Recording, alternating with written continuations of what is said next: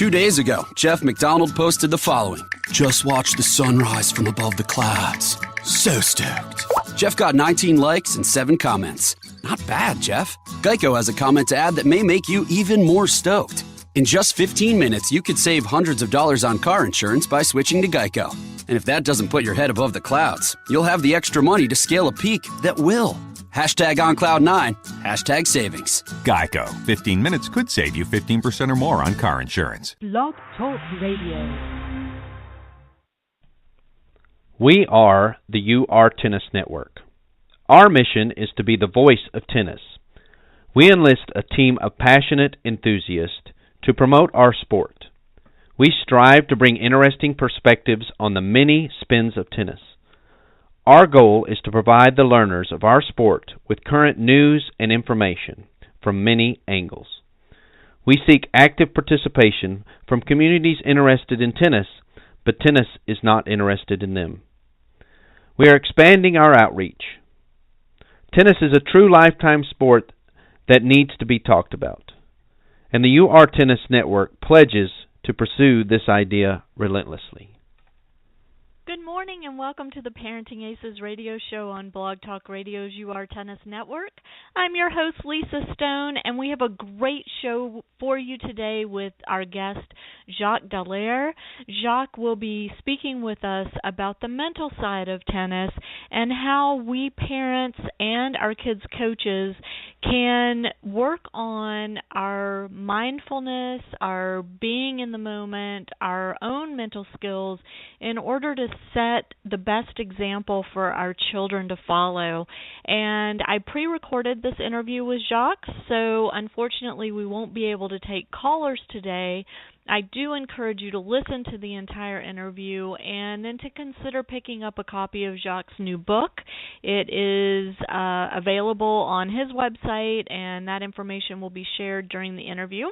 I have read the book. It is very good. It's a quick read. It's got some very practical things that we as parents and coaches can do and some great exercises to share with your kids, and not physical exercises, but rather mindfulness training exercises. So I hope you'll pick up a copy of Jacques' book and enjoy today's show. Before I hit play on Jacques' interview, I'm going to go to a quick commercial, and then when that's done, my interview with Jacques Dallaire. Enjoy.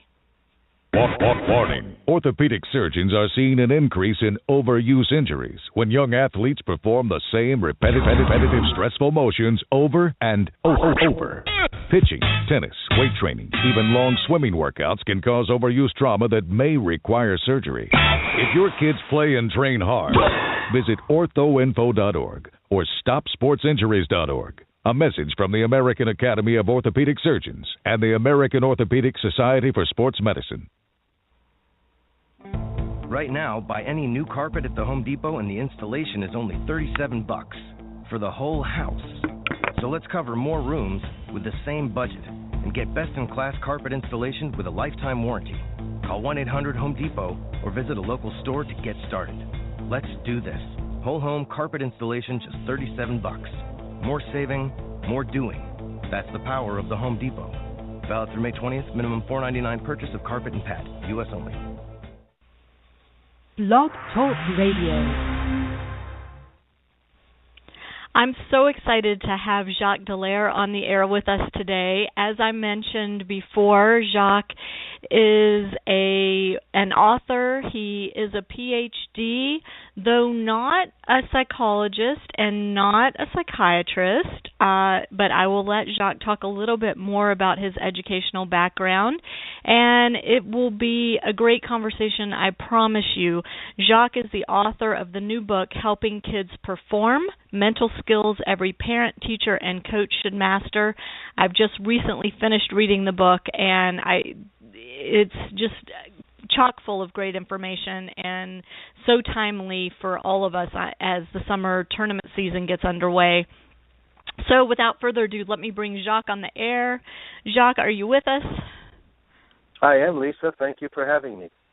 Thanks so much for doing the show. And I mentioned in the introduction that this is a pre-recorded show, so we won't be taking callers today, unfortunately, for my listeners, because I'm sure they're going to listen to this and want to pick your brain on situations that are coming up with their own players. But if that does happen, are you good with giving out contact information, an email address, a website address, or a way they can get in touch with you? Sure, I don't mind giving my email address and also giving my couple of websites, and they can always get to me through those, but I'll also give you my direct email. Okay. It is Jacques at performanceprime.com. And the name is JACQUES at performanceprime.com.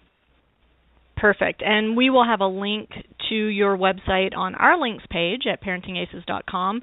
So if anybody needs to reach you, they can do so that way as well. I know you are very active on social media, Facebook and Twitter, and so I encourage my listeners that are looking to get more information on your work to reach out to you that way as well.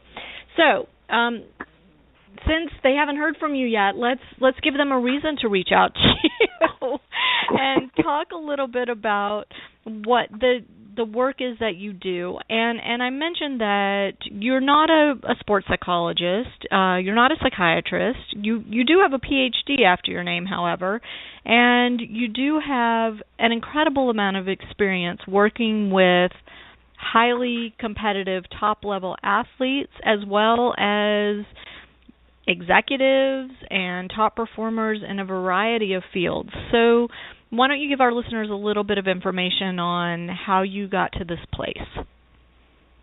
I'd love to. I started out in my academic program in an exercise science field. My background is in physiology of exercise. I have a PhD in that area, and from that academic training, I landed initially at McGill University in the Department of Physical Education in Montreal, Canada, teaching exercise science as part of the physical education program there. And I spent about 5 years at McGill University doing that work. I then went from that teaching position to become the manager of science and medicine programs at Sport Canada. And the federal government in Canada has a ministry called the Ministry of Fitness and Amateur Sport, and I was on the sport side of the equation, managing science and medicine programs with national sport governing bodies, of which the Tennis Organization Canada would have been one of those. I did that for 8 years, moved down to Florida to start a performance-oriented program that is now still in existence under the name Performance Prime, and I have had the opportunity over the last 40-plus years to work with literally thousands of high-performance people from all over the globe doing all kinds of interesting things. Many athletes, but also people in occupational pursuits such as law enforcement and surgeons and musicians and actors, and fashion models, tennis players, and others as well. So it's a pretty varied client base. Yeah, it's a very varied client base, yet you use a similar approach across all of those fields, correct? That is correct. I consider myself simply an educator. My role in the last, in particular, 15, I would say, years, has been to help individuals in the high-performance world to understand how the way they think influences how they perform, and to help them to understand how they sabotage their own performance and can learn. So it has been very much of an educational process. I use coaching, I use seminars in the training side of it, I use one-on-one activities and evaluation of skill sets as tools to educate my clients about these issues. And really, as I was reading through your book, I felt like I was reading very much a similar approach as yoga takes and as mindfulness training takes. And so I think what's so interesting is that this whole idea of staying in the moment, staying present, focusing on the now, not jumping ahead to the what if, is really permeating all areas, not just things like yoga where you would expect it, but also sports training and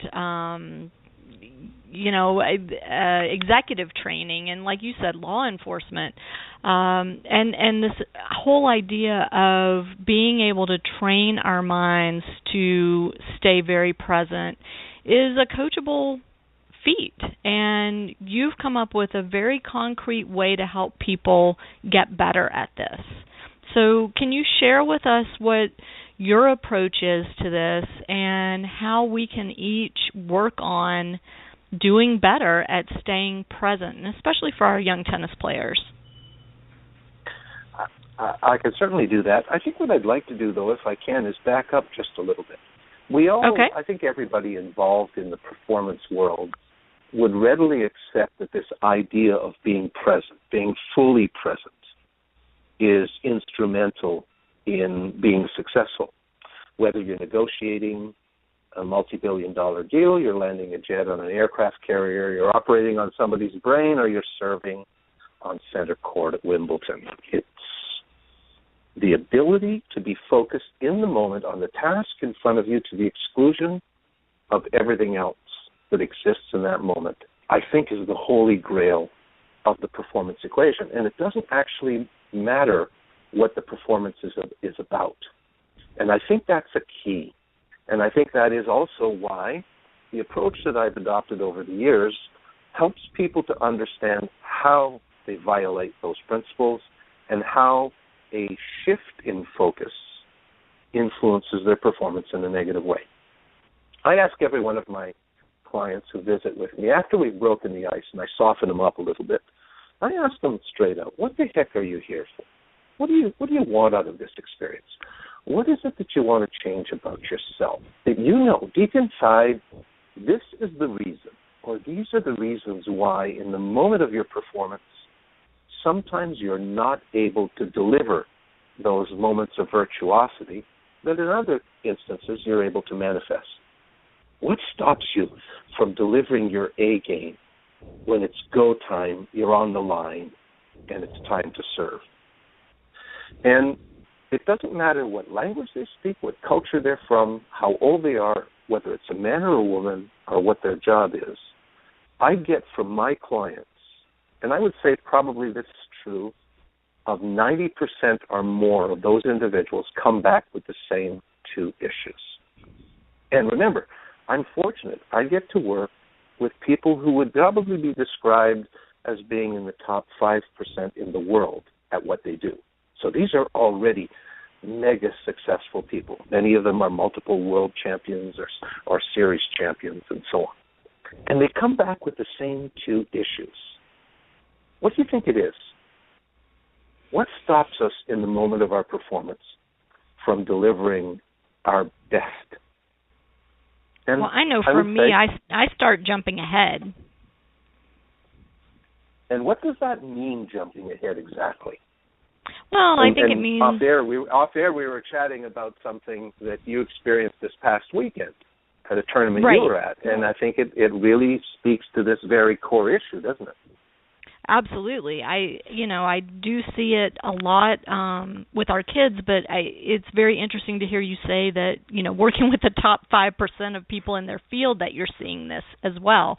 And what I witness is, you've got things under control, and instead of continuing doing what you're doing, the mind starts jumping forward to, oh my gosh, I'm about to win this. Oh my gosh, this is a big moment for me. The trophy is right in front of me. I can see it. I can touch it, and all of a sudden, all this hard work I've been doing, it's finally going to be realized. I need to remember who I'm going to thank when I'm up there on the trophy, on the trophy stand receiving the trophy. I don't want to forget anybody. Whoops, I missed that shot. Here's what I hear, and I'll simplify it down to a couple of statements. Here's what I hear from the most successful people in the world. Here's what they tell me. Show me how to keep my focus on the task at hand. Because if I allow myself to be distracted, I will not do my best work. And show me how to keep my confidence high when things aren't going well. It's easy to be confident when things are going great. Horse of a very different color when they're not. And when my confidence tanks, my performance tanks. I describe it a lot like the core of an onion. The core of the onion, in my mind, the holy grail, is that ability to be task-focused in the moment, fully connected to the execution of what you're doing in that moment. That's the core of the onion. The next layer out from that is this issue of confidence. And what happens is, when we start to doubt ourselves, when we start to fear that we might not be up to the task, our focus of attention has in fact shifted away from what we're doing, and it's contemplating outcome or the consequences of what we're doing. Whether the consequences are we're going to win and it's a positive consequence, or a negative one, I'm getting my butt kicked, I'm going to lose this thing, I start focusing on the wrong thing. And ultimately, it comes back to the core of the onion. And of course, when our anxiety goes up and we start to doubt ourselves and we start to fear that we might fail, our anxiety gets in the way of a relaxed, task-focused mindset, which is associated with our best work. And that is how we shoot ourselves in the foot. In my experience, the majority of people focus on results.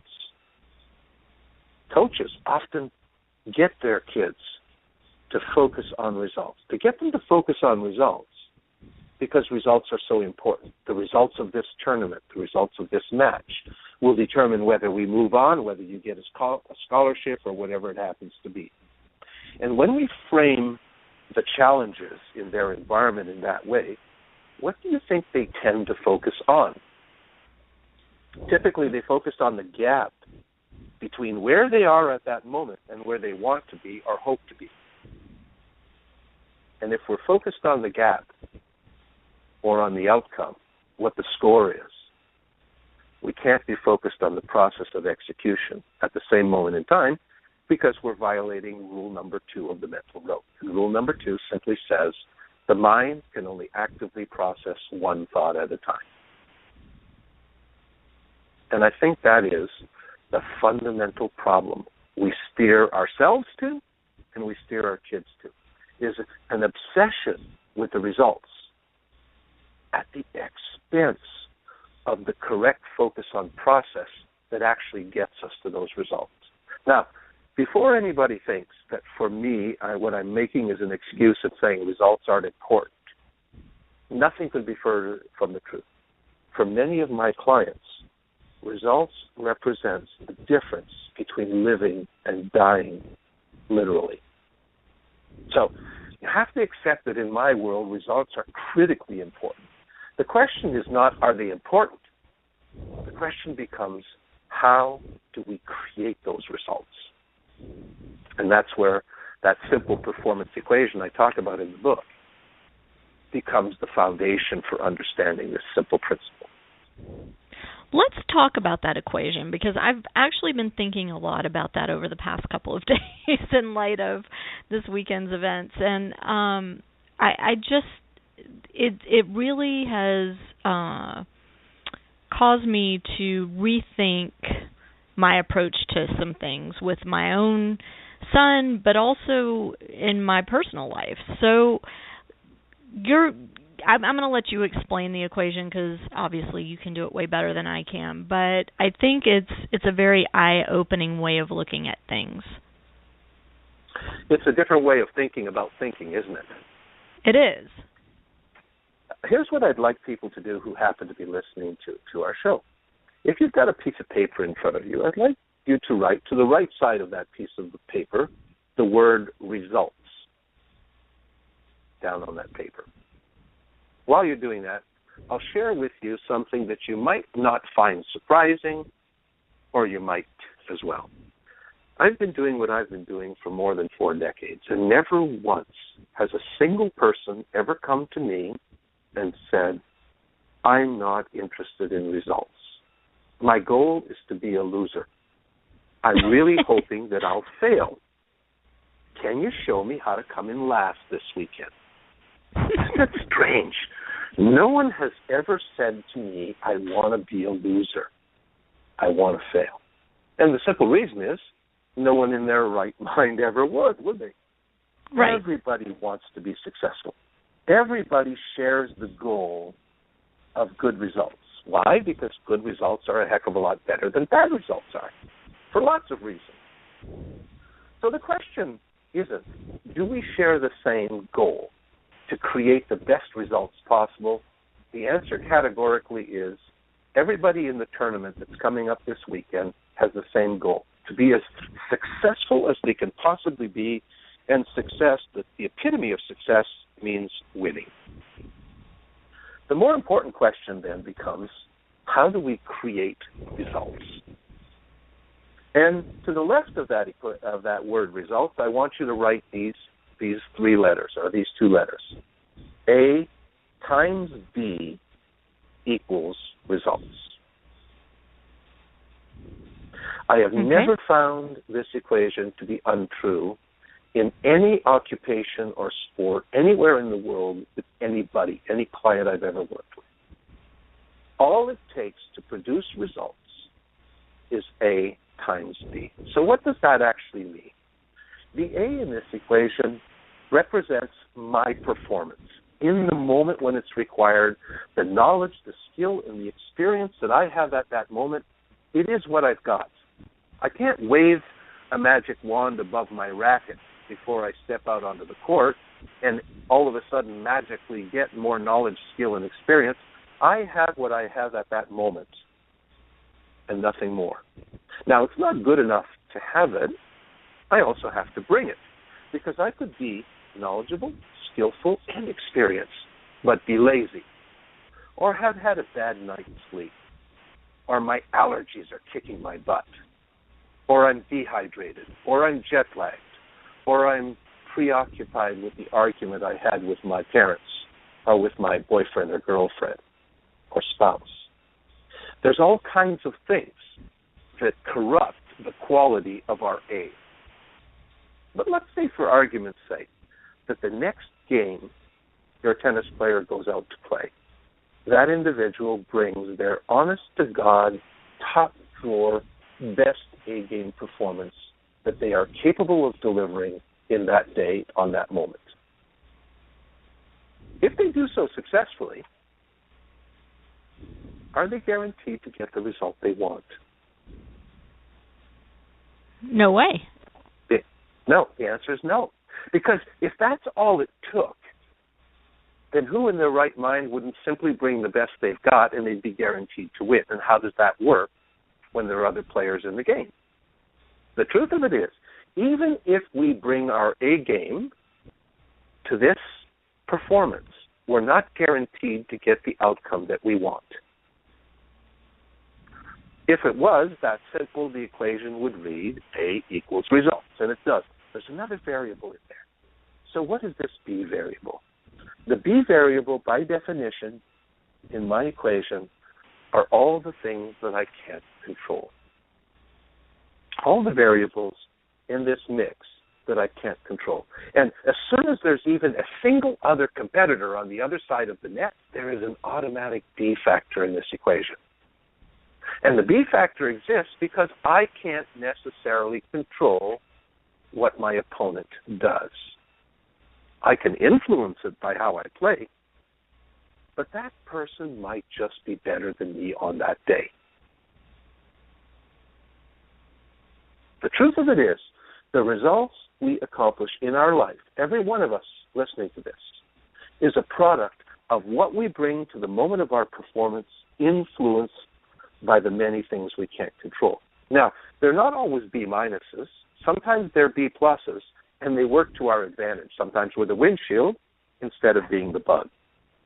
Sometimes the B's are very large, right? And they have a significant influence on the outcome, and sometimes they're small. They exist, but they're relatively inconsequential as far as the outcome is concerned. Is it not true that in this equation, the results we accomplish are a product of what we bring in the moment of our performance influenced by the things we can't control? Would you agree with that, Lisa? Absolutely. I think most people intellectually can understand the logic of this simple equation. And in fact, I've never found anybody who can successfully argue that this is not true. I'll tell you this, the day that you or your player accepts the truth of this equation is the day that they will cease to have performance anxiety.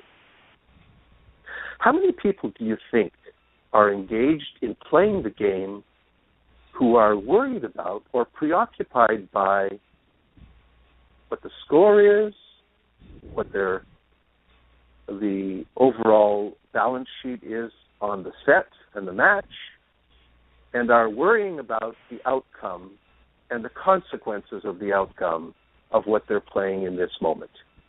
How many people do you think do that while they're engaged in the playing itself? I would say a majority, a vast majority, and in fact, I would say, less than 1%. Yeah, 100%. I would say 100%, based on my experience dealing with many thousands of high-performance people. To varying degrees, I might add. But I can tell you what the numbers are. On average, whether I'm looking at a group of top-level race car drivers, whether I'm looking at C-suite executives, whether I'm looking at high-performance law enforcement officers, here's the numbers that I see on average. 30 to 35% of their thought process is directed towards the results. Worrying about whether they're going to be successful, fast enough, good enough, what people are going to think of them, and so on.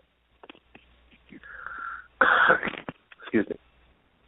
10 to 12% of their thought process is preoccupied by worrying about not getting those results and what the consequences of failure will be. And only 50 to 55% of their dominant thought is allocated to the only thing in this equation that they actually have control over. Because the truth is, we can't control results because we can't control the B factors in the equation. As much as we wish that we could, we simply can't. And yet, we become preoccupied worrying about the results, and we violate that simple rule number 2. The mind can only actively process one thought at a time. If I'm focused on the outcome, can I not be focused on at the same moment? Anything else. Anything else. And more specifically, from our point of view, what it is I'm doing at this moment from the point of view of execution, the movement of my feet, the balance of my body, the way in which I bring my racket back. What I choose to do execution-wise in that moment. And these are highly successful people who literally, it's not really literal, but who are effectively walking around with one mental hand tied behind their back when they're so preoccupied by the outcome of what they're doing as opposed to what they're actually doing. And anxiety, think about it. For those of us who have been out there and played the game or done other things at a high level, anxiety only rears its ugly head when we disconnect from the doing of what we're doing and we start worrying about the consequences of what we're doing or how well we're doing it. Isn't that true?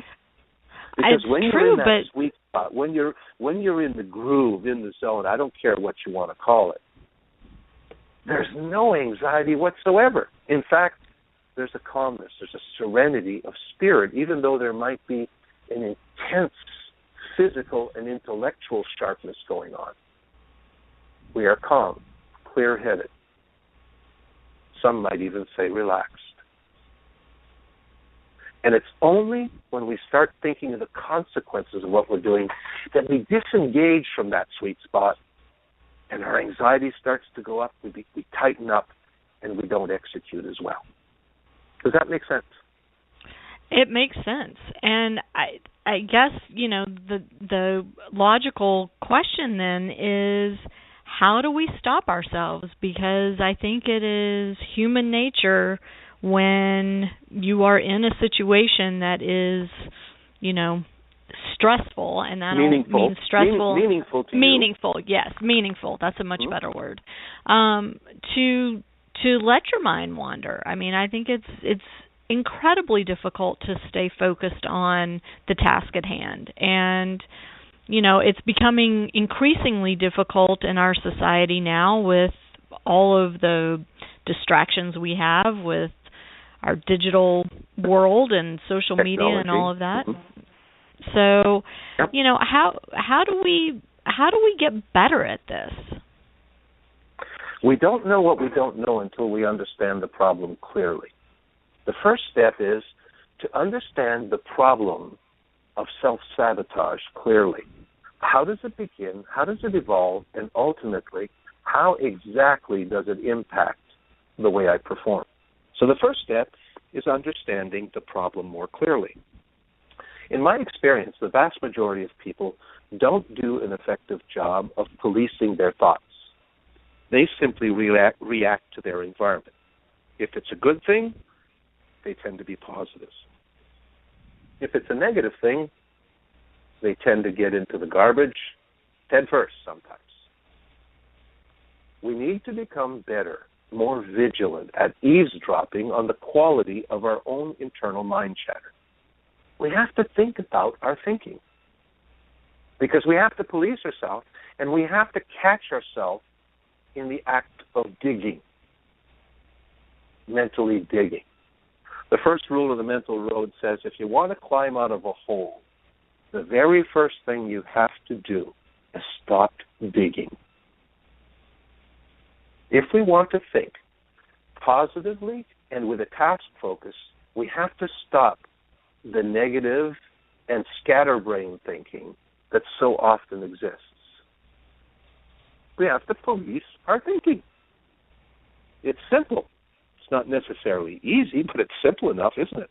If we were doing a better job of catching ourselves digging, and we caught ourselves sooner in that process of digging, the hole would be shallower and it would be easier to step out of it, as opposed to not even being aware that we're starting to think negatively and focus incorrectly until we're so far down in that deep hole that we wonder, how the heck did we get here? All the while, we're staring at our shoes, flailing away at the dirt, wondering, how the heck am I going to get out of this hole? Rule number 1 says, if you want to climb out of the hole, the first thing you have to do is recognize that you're digging and put the shovel down. So there's a process to this. And really what we're talking about is mental toughness.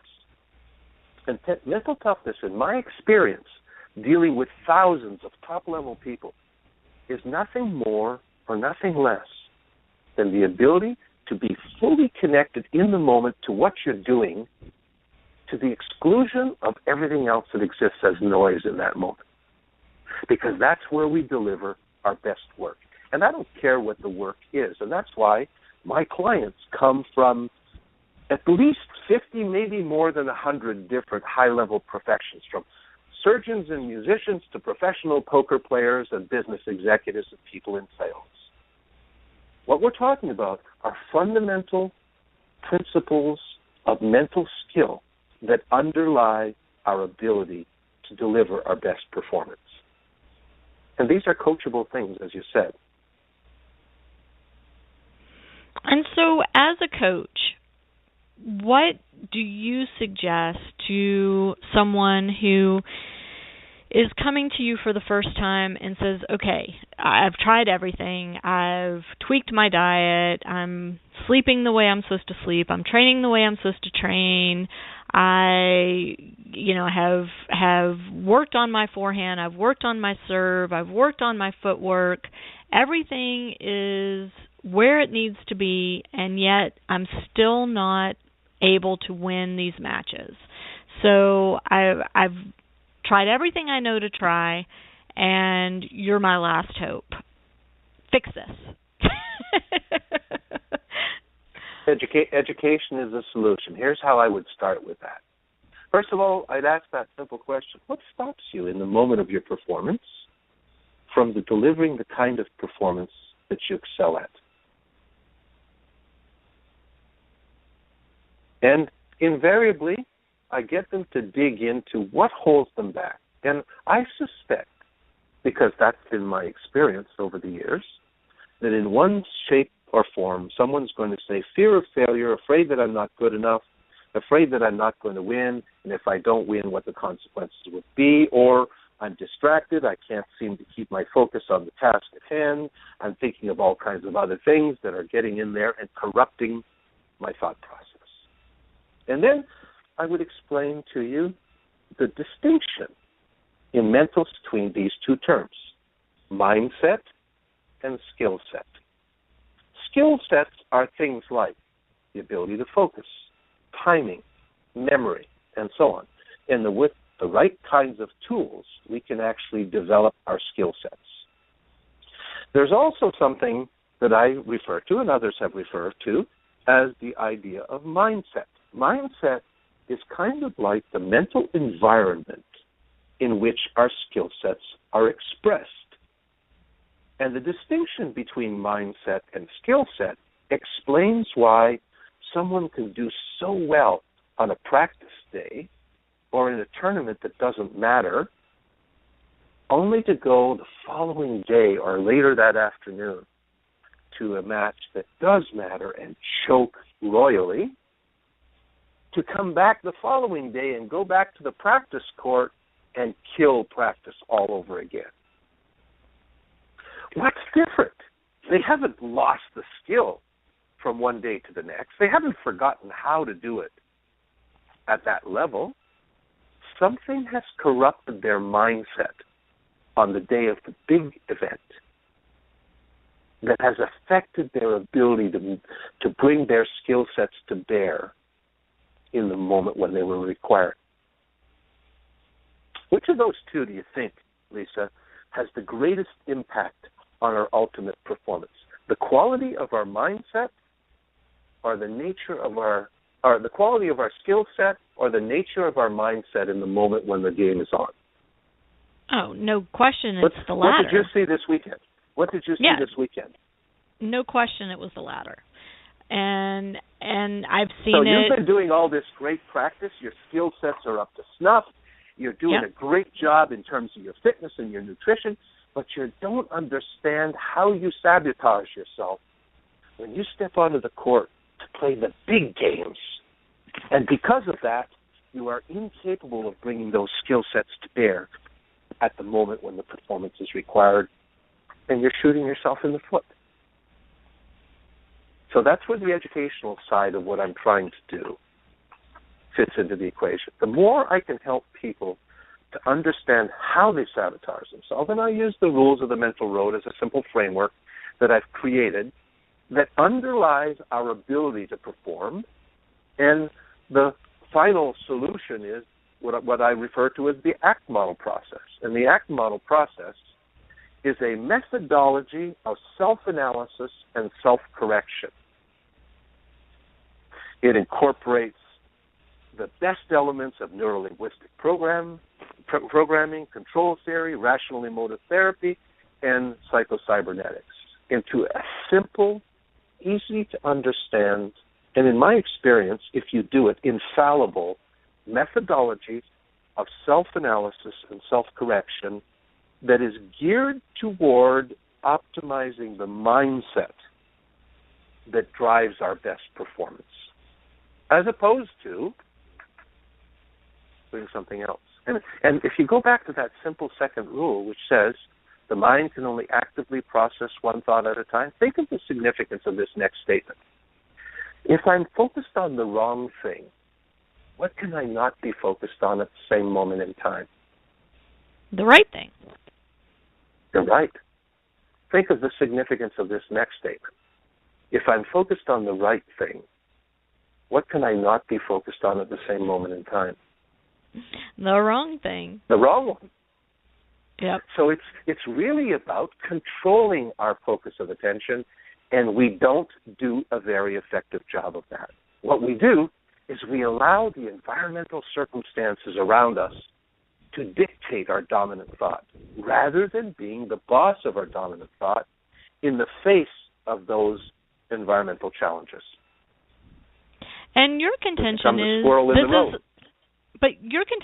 this is a learned skill. This is something we can learn to do with practice.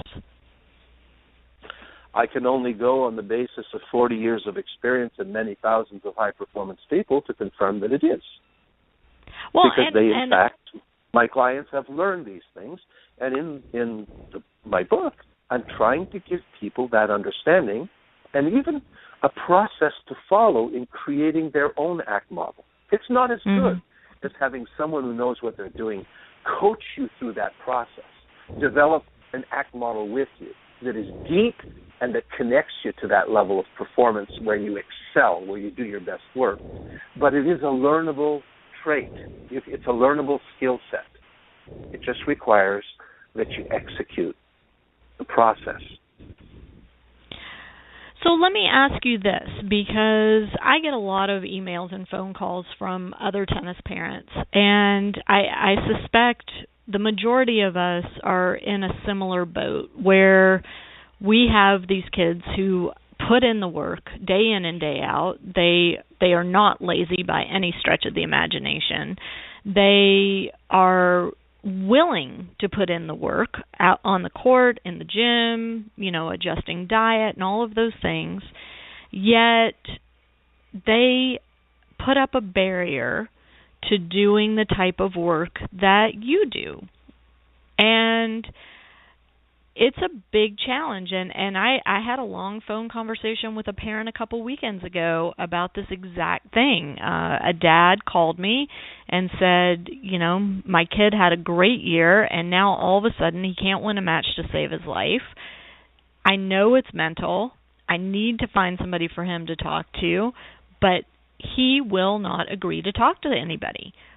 What do I do? And I said, well, I'm not sure I'm much help other than I can provide you with names of people, who do this kind of work, who have seemed to have a lot of success, and I hope you find somebody that your kid agrees to work with. But, from the parental side of this, that's the biggest challenge, is getting the kids to open their mind to the fact that they need this type of work and they're willing to do it. I agree with you. The kids who are dedicated and committed to a career path in a particular activity or sport, they work hard. They understand the sacrifices. But the problem is, in this area of psychology, sometimes we're just afraid to look inside because we know how messed up we sometimes get, and we don't want to acknowledge that to anybody else. And we're afraid that if we look at it too hard, we might mess up the mojo we already have. I don't want to think about it too much because I don't want to lose my mojo. I'm doing all right. I'm not doing great, but I'm doing all right. And in some ways, the fact that I'm not a psychologist nor a psychiatrist has been helpful for me to get some of these high-performance people to understand my role differently. They understand that I'm a performance expert and not a psychologist. And they're interested in mental skills. If I can show them how the way they think influences how they perform and how to control their thinking, they're actually all in. They're really interested in that. And I have some things that I do in the very early part of this process that leads them to understand within a very short period of time that they really want to be here, that there's something they didn't realize before. And that process of education is an enlightening process. We don't know what we don't know until we understand it clearly. So a big part of the dilemma is to get them to a place where they'll at least listen to some of the material, and then, in my experience, the material sells itself. They say, oh, I'm actually interested in that. This is not what I thought it was going to be. This is not be the ball. I can use this. This makes sense to me. Ultimately, it needs to make sense. Mm-hmm. You've read the book. Did the framework I described in the book make sense to you? Absolutely. It's very straightforward, and like you said, it's simple in terms of understanding it, not necessarily easy to implement because it takes commitment, but certainly understandable. That's the first step. Now, your son, your young tennis player, your daughter, needs to be willing to listen to some of this material. If they spent if I was able to spend a half hour with a group, I guarantee you that by the end of that half hour, there isn't a single one of them that wouldn't say, "Oh, I'm really interested in that. I'd like to do more of that." We don't know what we don't know until we understand it differently. A big part of the problem is when we go into this nebulous business of mental skills and sports psychology, we start imagining all kinds of things it might be, and a lot of people are uncomfortable with that. But you got to open the door if you're going to find out something. But so what guidance can you give to us as parents to encourage our young players to open that door? Here's, I think, a strategy that isn't used as nearly as often as it needs to be. And it is, the strategy is designed to help the player connect clearly to the mindset, understand the mindset associated with their best moments of performance and how that mindset is different in their worst moments of performance. And how did the mindset change from that period in the early part of the tournament where they were killing it, but as they got closer and closer to their goal and started to shift their focus toward the goal, they became harder and harder on themselves and made more and more mistakes. Is to ask them to describe what it felt like. What were they thinking about when they were in the groove? What were they focused on? What level of intensity were they at? How relaxed? How calm were they? And part of the ACT model process is defining the descriptors that are associated with those moments of best work. Because if we're going to model excellence, because that's really what we're talking about, right? This is a model. If we're going to model excellence, we need to understand what excellence looks like and feels like for us from the inside out. When I'm on my game, if I had a magic camera trained on me, what do I look like out on the court? How do I move? If that magic camera were looking inside my eyes, what would my eyes, my facial expression, tell you about my thoughts? If the magic camera can look inside my mind and see what I was thinking, or look inside my soul and see what I was feeling, what am I like when I'm in those moments of virtuosity? I think we could probably throw some words out. Calm, confident, powerful, certain, agile, precise, aggressive. Whatever the characteristics are that connect you to the feelings associated with delivering that performance. So the first step in the ACT model is defining the characteristics of our A game. That's what the A is for.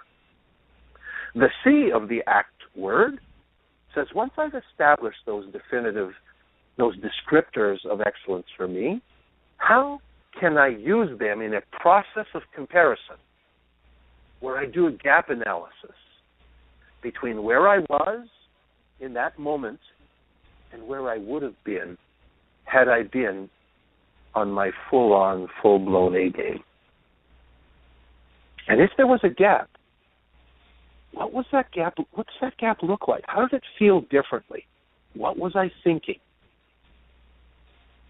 And the T of the model involves self-talk.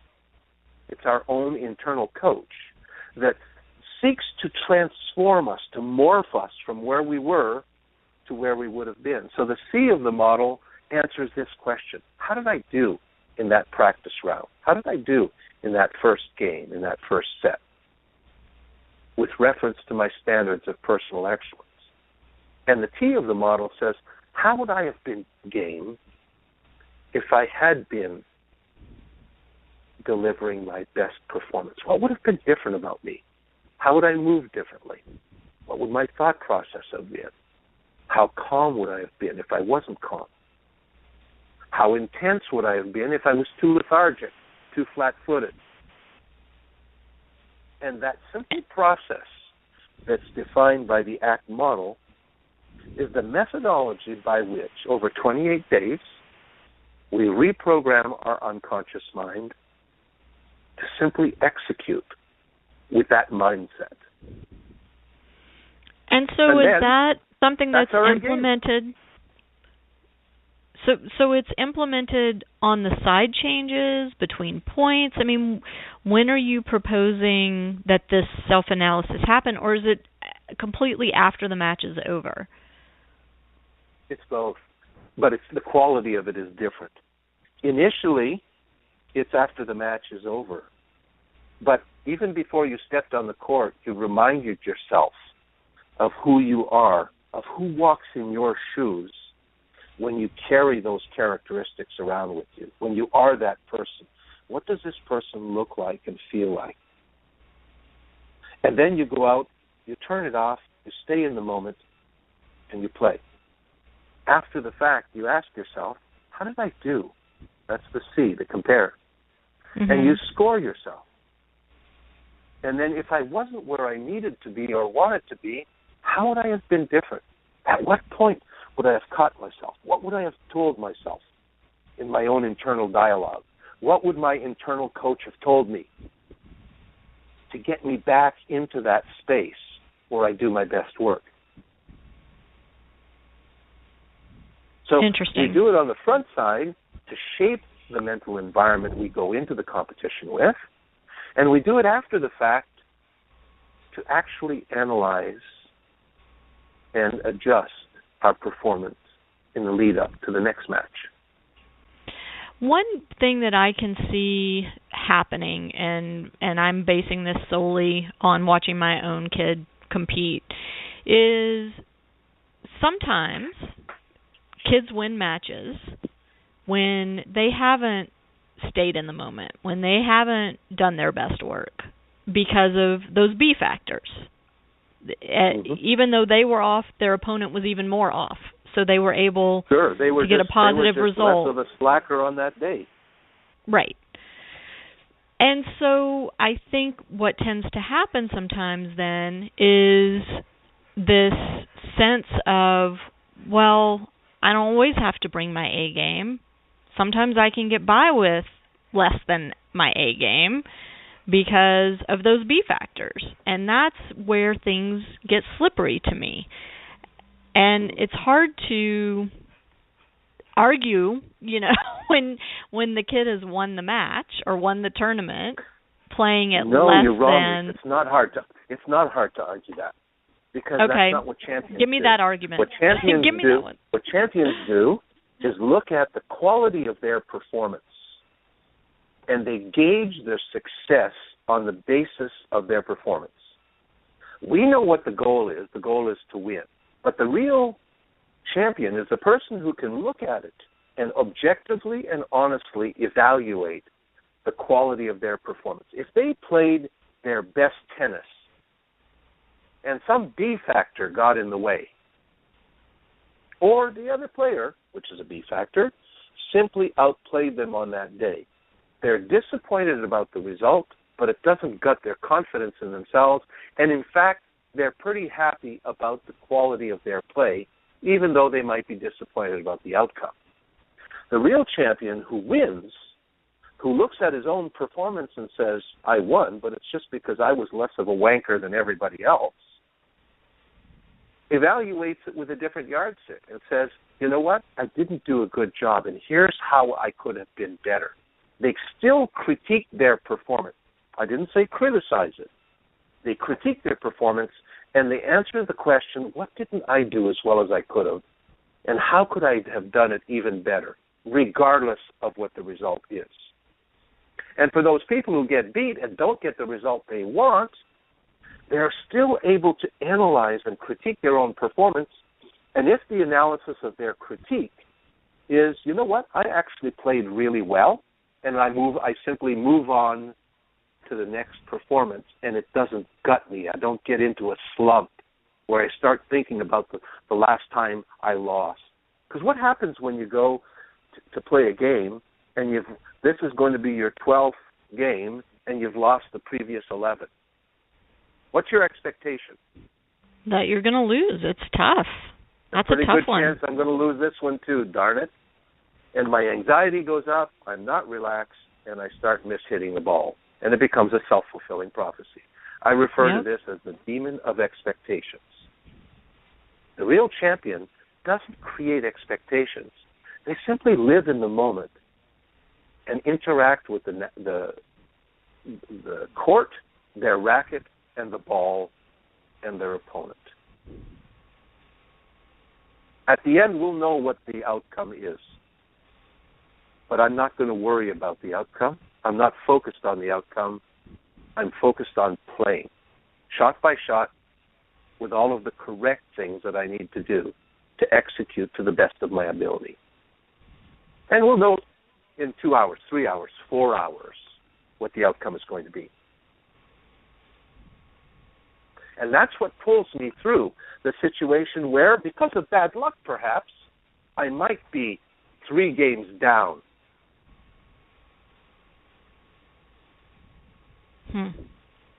If I start thinking about the fact that I'm 3 games down, I overreach because I try and close the difference. And I become too aggressive, and I start to make mistakes. I overdrive the situation. As opposed to the mentally tough person who simply executes the same way, regardless of where they are, because they know that's where they generate their best performance. Easy to say, not so easy to do. Right. Well, and one of the things I like about your book and the approach you take is that we as parents and coaches, we need to learn how to do this so that we're modeling these processes for the kids that either we parent or we work with. And as they see us stay in the moment better, maintain a focus on process, not outcome, then they in turn hopefully will internalize that and start adopting those behaviors as well. And so it's really critical. You're putting a challenge out there. You're putting a big challenge out there for us.